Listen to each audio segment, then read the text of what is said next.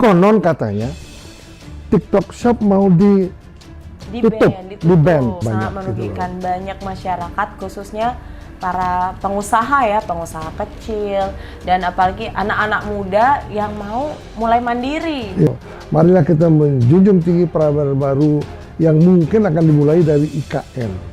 Sebenarnya pada dasarnya ketika kita mau join sebuah kontes kecantikan atau beauty pageant, mereka itu biasanya fokusnya kepada beberapa hal, yaitu brain, beauty, behavior, dan talent. Menurut saya pun ketika udah explore atau traveling ke banyak negara, saya ngerasa Bali is my home. Jadi wherever I go, I will always want to come back to Bali karena selalu ada perasaan safety. Jalan-jalan mulu, ya bisa jalan-jalan karena kerjaannya dibawa kemana-mana. Karena dari HP, bisa dari laptop, hanya butuh internet sama HP aja, kita udah bisa make money, guys. Nah,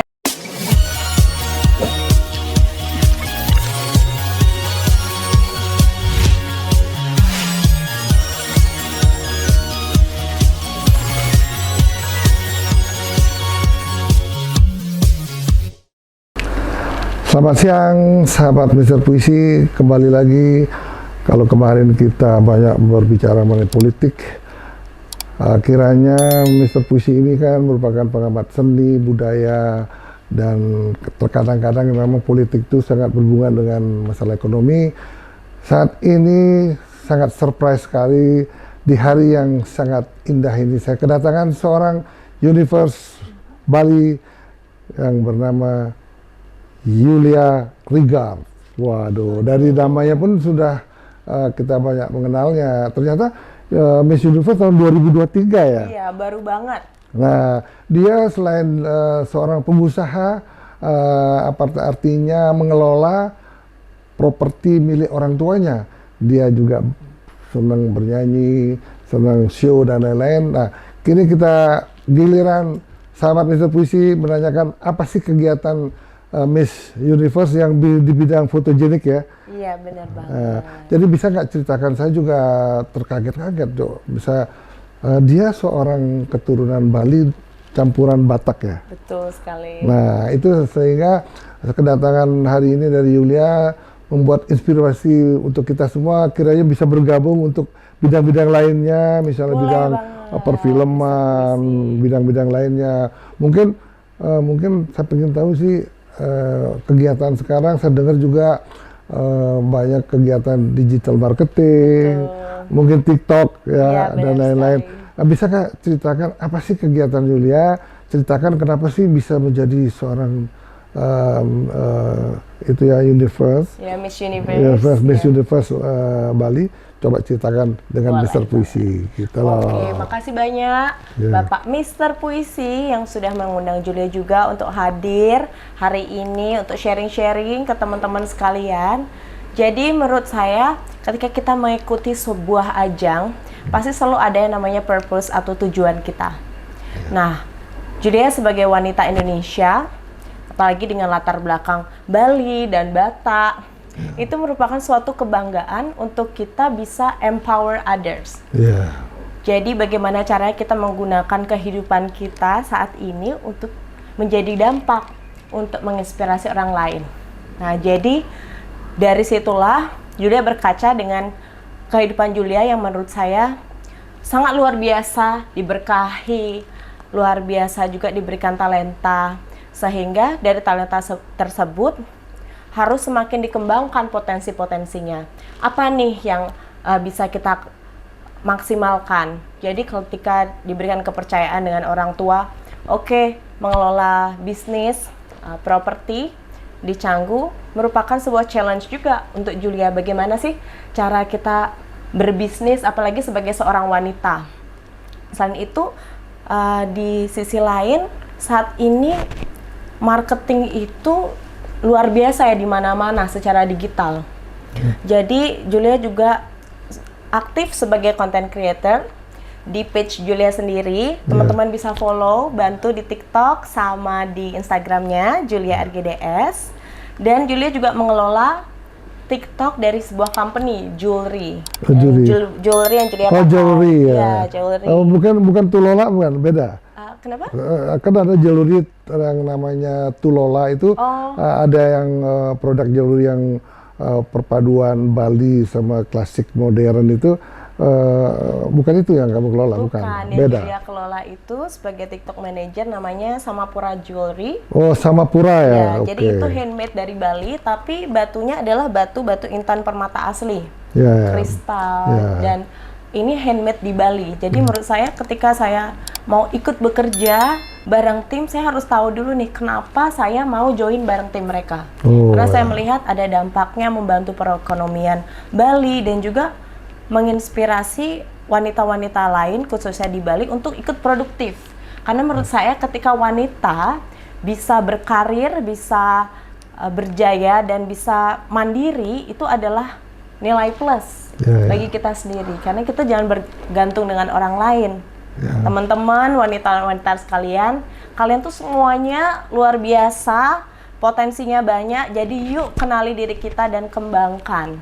Nah, jadi itu dia nih berbagai kegiatan yang Julia lakukan saat ini, dan kebetulan juga dengan kegiatan-kegiatan tersebut banyak lagi hal-hal yang berdatangan. Jadi menurut saya ketika kita itu sudah menyenangi, kita mencintai apa yang kita lakukan, semesta ini dan kitanya juga akan menarik hal-hal positif. Jadi ada lagi job-job ditawarin lagi, misalnya untuk buat konten, syuting, show, dan itu merupakan hal yang sungguh luar biasa ya.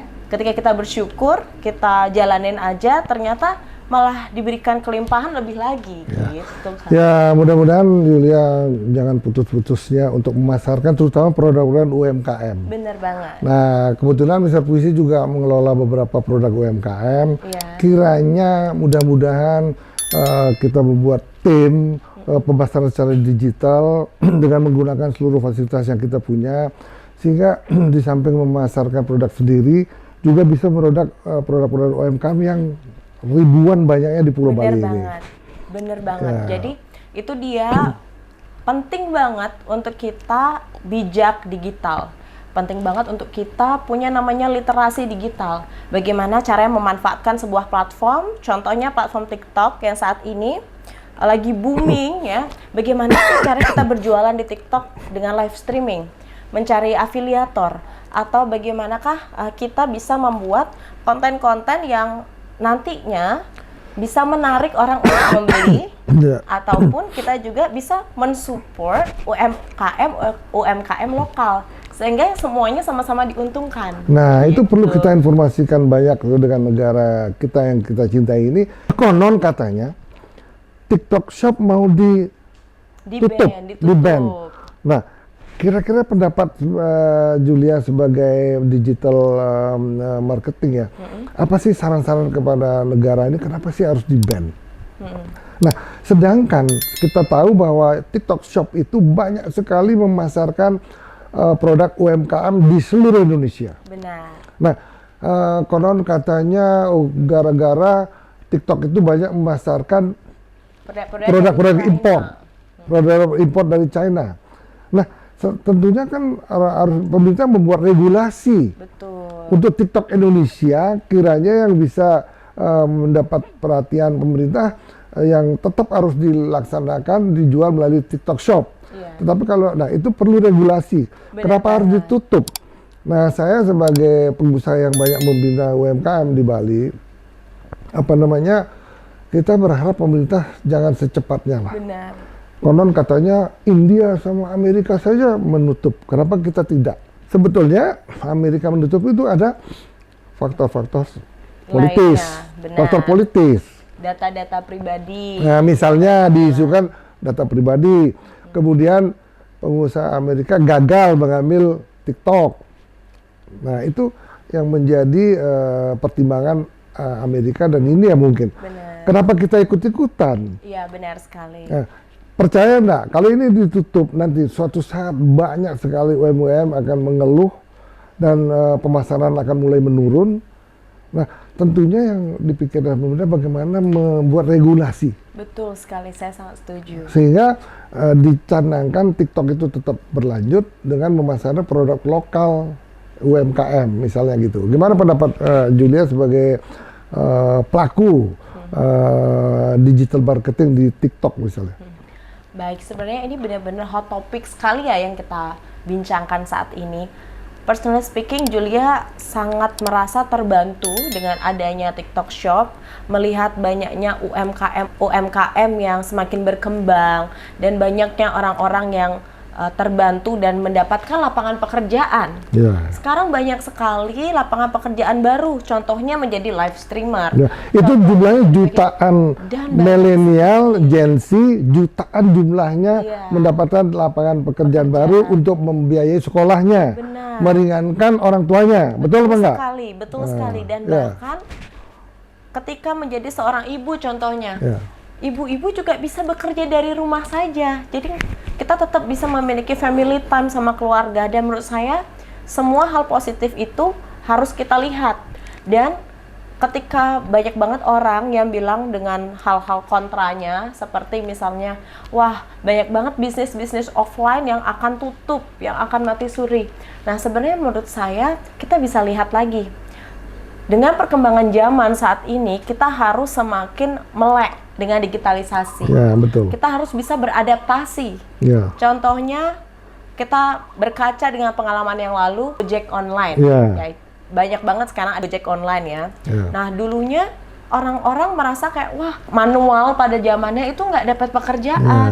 Nah, tetapi faktanya ketika kita tidak mau belajar, ketika kita orang yang sangat berpuas diri, kita yang akan ketinggalan.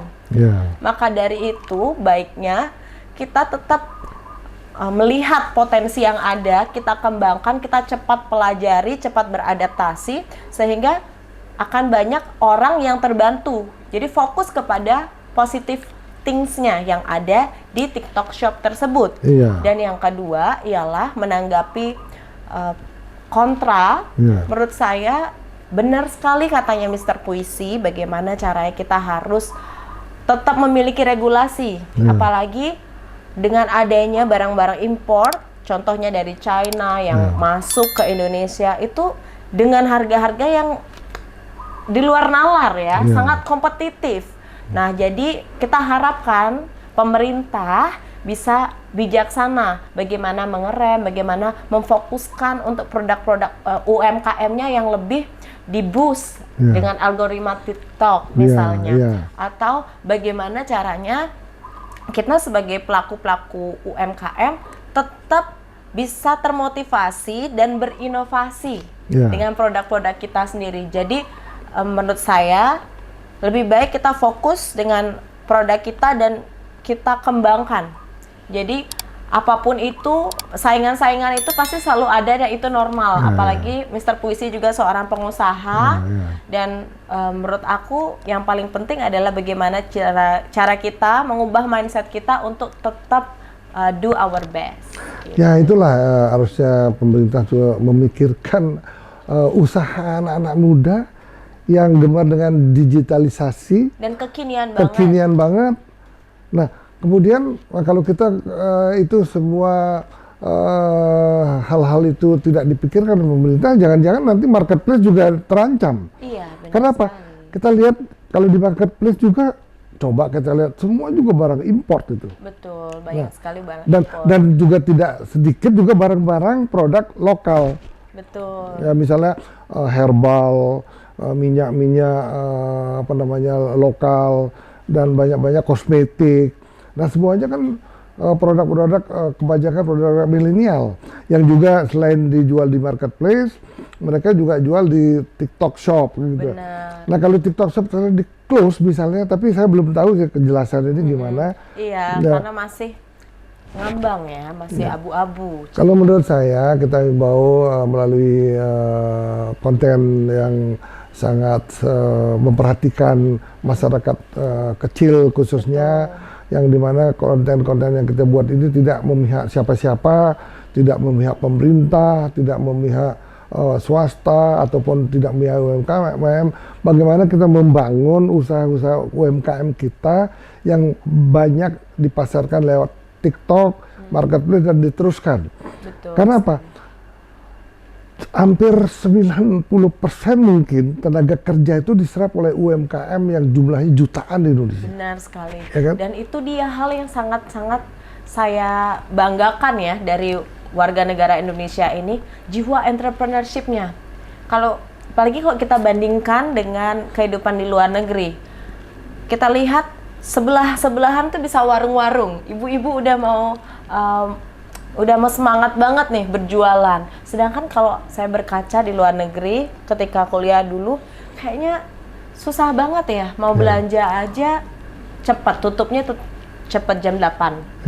Hari Minggu tutup juga. Nah, sedangkan kalau di Indonesia nih seakan-akan kita semangat banget gitu loh untuk menghidupi keluarga dengan berusaha, dengan menggunakan tenaga mereka, apa yang mereka miliki untuk bertahan hidup. Jadi menurut saya itu hal yang sangat luar biasa sih dari warga-warga kita. Makanya kalau misalnya itu ditutup, TikTok Shop ditutup, mungkin mereka tidak tahu. Sebetulnya toko-toko yang buka di mall, di manapun yang ada di toko ini juga menggunakan jasa TikTok sama marketplace untuk menjual barangnya sebagai alternatif bagaimana memasarkan produk-produk dia.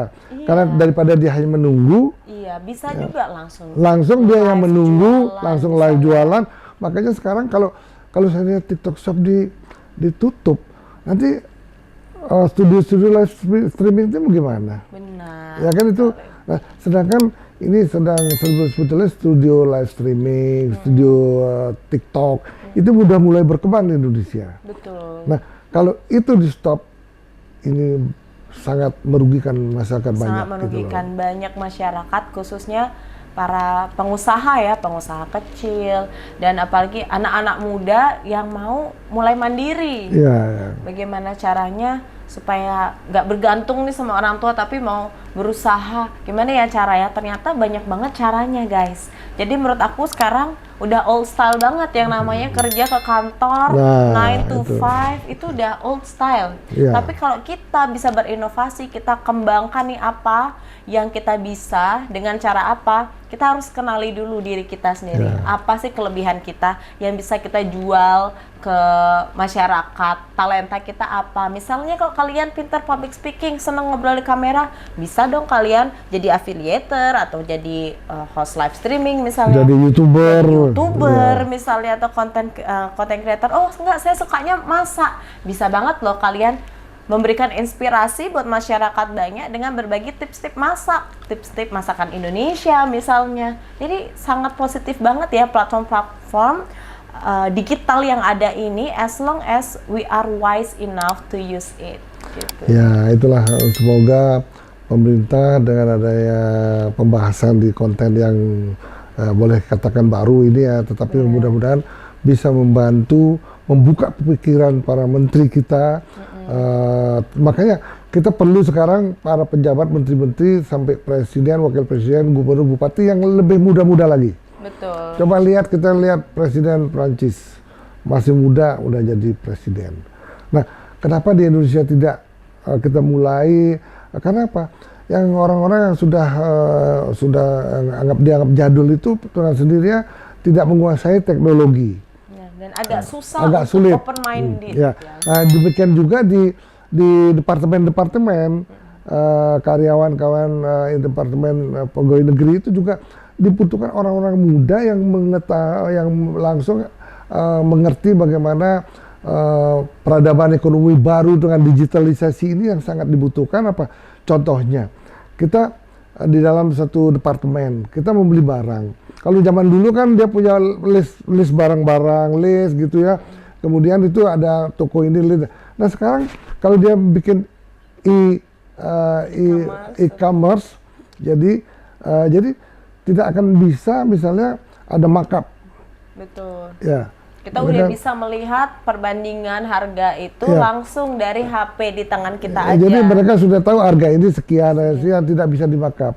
Jadi semua pembelian di departemen menggunakan e-digital. Benar Ya, sekali. kalau semua menggunakan ini ya korupsi akan berkurang. Betul. Kemudian seluruhnya pakai digital.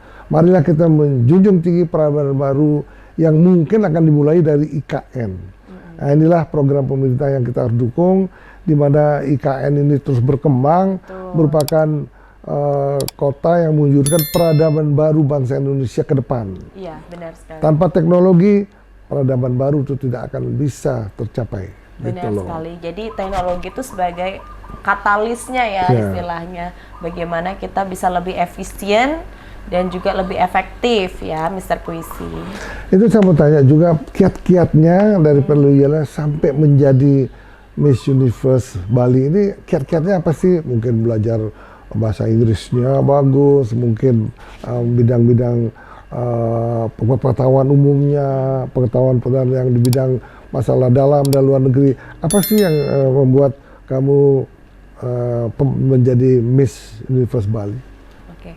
Jadi untuk kiat-kiatnya sendiri sebenarnya pada dasarnya ketika kita mau join sebuah kontes kecantikan atau beauty pageant, mereka itu biasanya fokusnya kepada beberapa hal, yaitu brain, beauty, behavior, dan talent. Balance. Nah, jadi kalau kita ngomongin tentang poin pertama brain, apa yang bisa kita lakukan?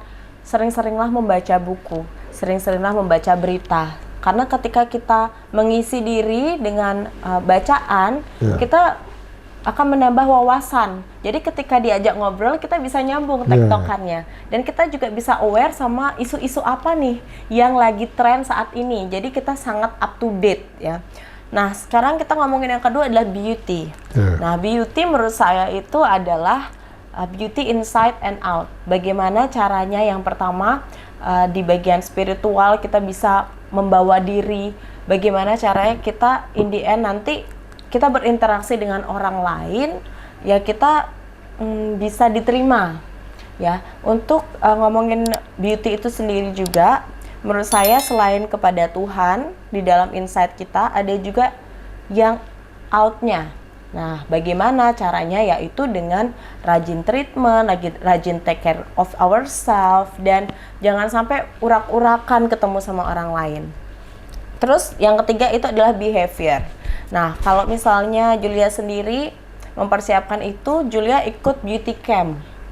Ikut beauty camp yang di Bali, ikut beauty camp yang di Jakarta juga. Dan selain itu juga kalau kita ngomongin soal behavior, itu bagaimana caranya kita sopan, beretika. Dan yang terakhir, beauty, brain, behavior, dan talent. Ya, bagaimana caranya kita bisa show ke orang lain talenta apa sih yang kita miliki? Caranya gimana? Oke, kita harus tahu dulu nih, kita itu strength-nya apa. Contoh, Julia kemarin talent show main piano dan nyanyi, karena Julia tahu itu udah Julia seneng banget, Julia bisa kembangkan. Jadi ketika kita udah berani nih join untuk beauty pageant, kita udah siap. Jadi istilahnya kalau mau ke medan perang, kita udah siapin dulu ya, pelurunya udah lengkap, tinggal tembak jeret gitu. Nah, terus yang kelima, ini menurut Julia yang paling penting adalah advokasi. Apa yang akan kalian bawa ketika kalian join beauty pageant, beauty pageant apapun itu, dimana advokasi itu yang berdampak buat orang-orang sekitar. Jadi menurut saya ikut beauty pageant itu selalu ada purpose-nya. Kalau kemarin Julia membawa yang namanya Indonesia Cerdas, di mana itu sebuah platform NGO di mana kita fokus untuk membangun mimpi anak bangsa. Nah, ini yang sangat penting tuh, Indonesia Cerdas. Indonesia Cerdas. Jadi Julia team up sama partner Julia yang ada di Palembang. Beliau juga seorang dosen, seorang content creator juga di bidang pendidikan. Nah, kita berfokus kepada dua hal kalau untuk di Bali. Yang pertama, Julia ikut aktif mengajar di sekolah tunarungu, Susrusa. Di situ Julia membantu. Itu mengajarnya itu free atau memang free sebagai volunteer. Nah, inilah yang namanya Julia, konon dia titisan Julia Perez. Wah, ini kalau dia jadi kita kan mengenal dengan baik Julia Perez, saya juga sering ke sini ya. Ya mereka prestasi di bidang perfilman juga cukup bagus ya, bidang tarik suara juga lumayan. Semoga Julia ini bisa mengikuti jejak Julia Perez di bidang-bidang, kan kalau nggak salah suaranya juga enak juga ya kelihatannya. Jadi dibilang entertainment, semoga di Bali ini juga banyak Julia yang lain. Amin. Sehingga pariwisata sangat berkembang di Bali. Betul. Terus ngomong-ngomong, apa yang dikelola sih, yang di manage ya, saya dengar memanage sebuah residen di Canggu ya? Oh, sebuah guest house. Guest house ya. Jadi kalau ngomongin guest house itu sendiri, puji Tuhan, jadi Papa punya beberapa bisnis dan senangnya setiap anak diberikan kepercayaan masing-masing. Nah, kalau saya sendiri di guest house ya, memanage guest house. Jadi sistemnya guest house itu kita pasarkan lewat Airbnb atau memang lewat web ataupun sewa harian, bulanan, mingguan, bagaimana sistemnya itu? Jadi kalau sistemnya sendiri itu depends. Nah, jadi kalau Julia lebih fokus untuk bulanan. Karena nggak mau terlalu pusing dan udah ngerjain yang lain, tapi supaya tetap dapat income monthly.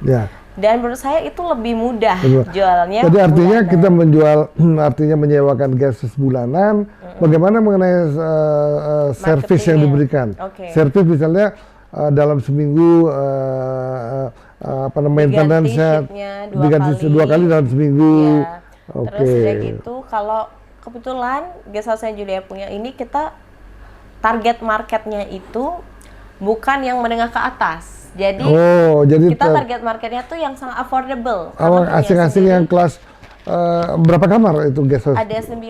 Nah, jadi satu guest house 9 kamar. Iya. Nah, untuk satu guest house 9 kamar, luas tanah berapa? Luas tanahnya itu 2 are, ya.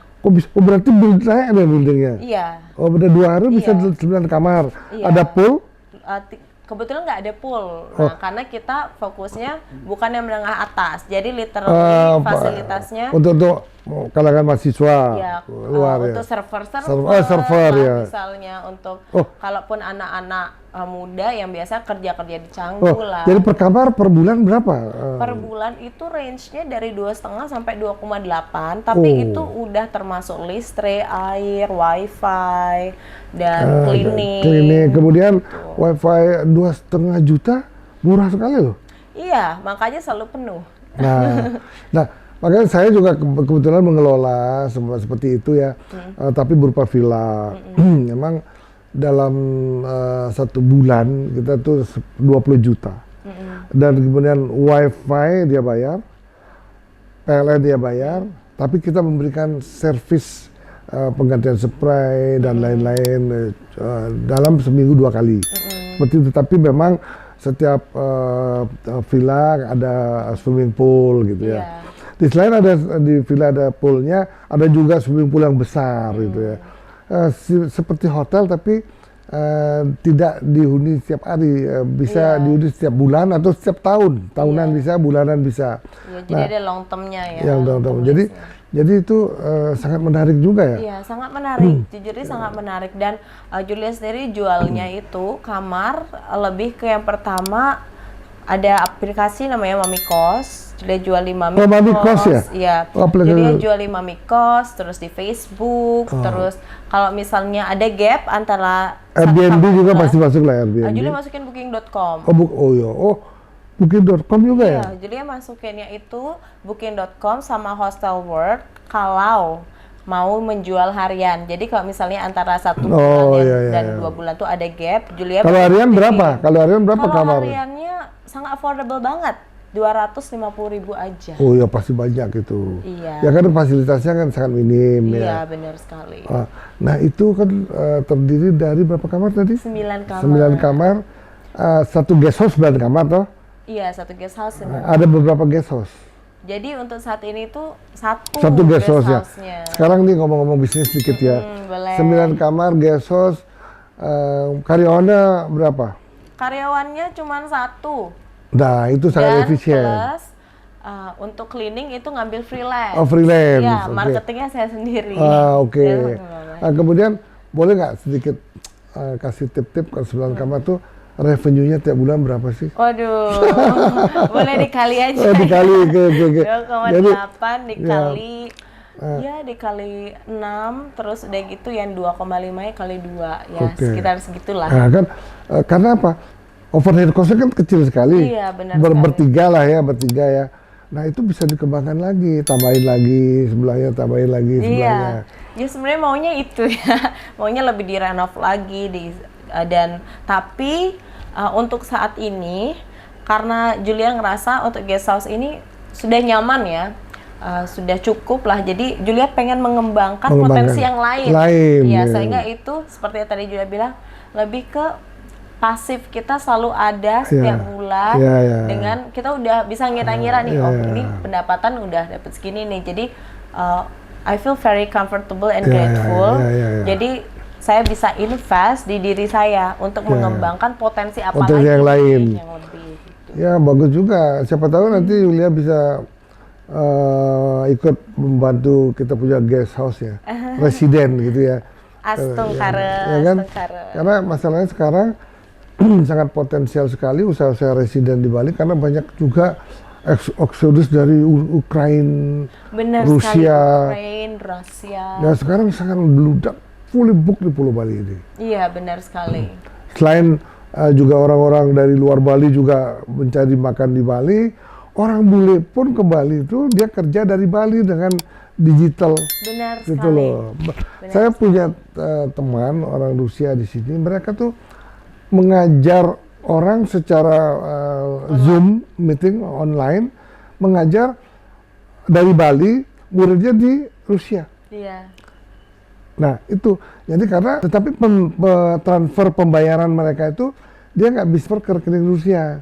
Nah dalam 3 bulan 4 bulan dia pulang ke Rusia, dia ngambil uang ke Bali lagi lah, coba. Karena mereka tuh takut sekali banyak perang di sana sangat dahsyat gitu loh. Sedangkan di sisi lain Bali ini sangat aman untuk pariwisata, untuk kita kehidupan juga sangat aman ya. Menurut saya pun ketika udah explore atau traveling ke banyak negara, saya ngerasa Bali is my home. Jadi wherever I go, I will always want to come back to Bali karena selalu ada perasaan safety. Jadi menurut saya itu adalah hal yang paling penting juga ya ketika kita memutuskan untuk tinggal di suatu tempat, bagaimana rasanya kita tuh aman dan nyaman. Waduh, ini ternyata Miss Universe kita ini pengetahuannya cukup banyak, baik di bidang pariwisata, di bidang masalah-masalah digital, dan ya semoga dengan kedatangan ke channel Mr. Puisi ini, semoga bisa memberikan informasi yang lebih positif lagi. Amin. Bagi para penggemar digital, para UMKM, dan juga himbauan kepada pemerintah, jangan sampai kita mati gara-gara TikTok Shop itu ditutup. Benar sekali. Nah, itu loh. Jadi kira-kira apa ada pendapat lain lah kira-kira yang bisa kita sebelum kita tutup ini, kira-kira apa sih saran-saran daripada Julia ini untuk bisa ikut memberikan informasi positif untuk baik untuk pemerintah maupun untuk para pemirsa sekalian itu. Oke. Jadi pertama-tama terima kasih untuk kesempatannya, untuk kesan dan pesan saya untuk teman-teman. Ayo kita selalu punya semangat untuk mengembangkan diri lebih baik lagi dengan cara terus mau belajar dan mau beradaptasi. Kembali lagi dengan yang baru. Kerja cerdas. Kerja cerdas. Jadi kalau misalnya ditanya, kadang orang suka heran, Julia jalan-jalan mulu, bisa jalan-jalan karena kerjaannya dibawa kemana-mana, karena dari HP, bisa dari laptop, hanya butuh internet sama HP aja, kita udah bisa make money, guys. Nah jadi ketika kita bisa kerja cerdas, nggak peduli sih jamnya kapan, terus kita mau di mana, kita bisa. Dan asalkan kalian mau berusaha. Dan yang kedua, pilihlah teman-teman atau circle-circle yang membangun. Ketika kalian berada di orang-orang yang tepat, orang-orang yang bisa membuat kalian tuh lebih baik lagi, ilmu apa yang bisa kalian serap, itu menurut aku sangat luar biasa ya ketika kita punya komunitas yang positif. Terus yang ketiga adalah bagaimana cara kita bisa bersinergi satu sama lain, baik itu kepada sesama UMKM atau pemerintah, kepada teman-teman pelajar misalnya. Ketika kita itu sudah punya satu visi dan misi yang baik, contohnya kita sudah ada tujuan negara misalnya, dan juga kita fokusnya adalah untuk mengembangkan hal-hal yang baik, pasti in the end outcome-nya juga akan baik juga. So tetap stay positif, jangan pernah menyerah, dan stay work smart. Terima kasih. Oke, terima kasih Yulia telah Terima kasih, Mr. mengisi Puisi. kekosongan berita-berita yang cukup menarik. Yang biasanya kita banyak juga sih berita-berita politik, pariwisata, dan lain-lain. Tetapi saat ini dengan kedatangan Julia menambah wawasan para pemirsa sekalian bagaimana caranya mengembangkan diri kita sendiri untuk di bidang digitalisasi. Betul. Untuk itu sebelum kita tutup, semoga para pemirsa, para pengguna Mr. Puisi like, share, and subscribe Mr. Puisi channel. Terima kasih. Terima kasih. Tepuk tangan.